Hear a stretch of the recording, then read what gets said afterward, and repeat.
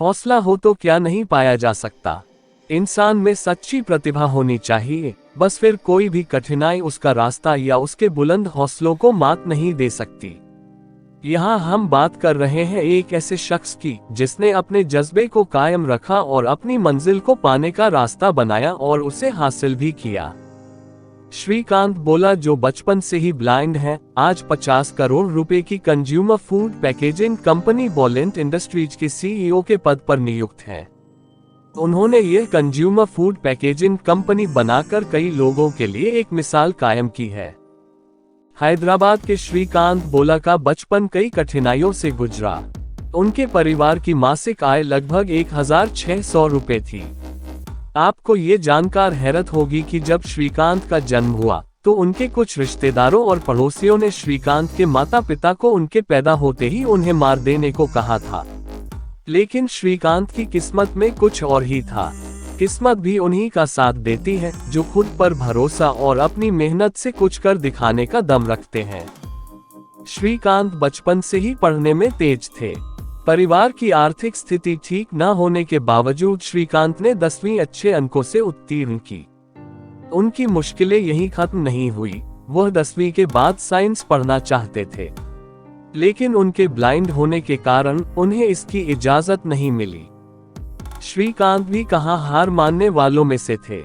कई महीनों की लड़ाई लड़ने के बाद आखिरकार श्रीकांत को साइंस पढ़ने की इजाजत मिली और इसी के साथ श्रीकांत देश के पहले ब्लाइंड बने जिन्हें 10वीं के बाद साइंस पढ़ने की अनुमति मिली।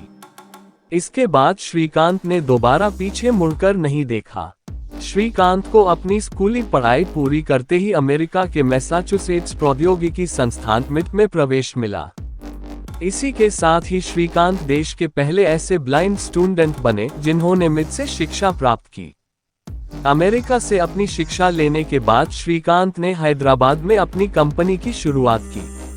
श्रीकांत ने लोगों के खाने पीने के सामान की पैकिंग के लिए कंज्यूमर फूड पैकेजिंग कंपनी का गठन किया। इस कंपनी की शुरुआत श्रीकांत ने 8 लोगों की एक टीम से की।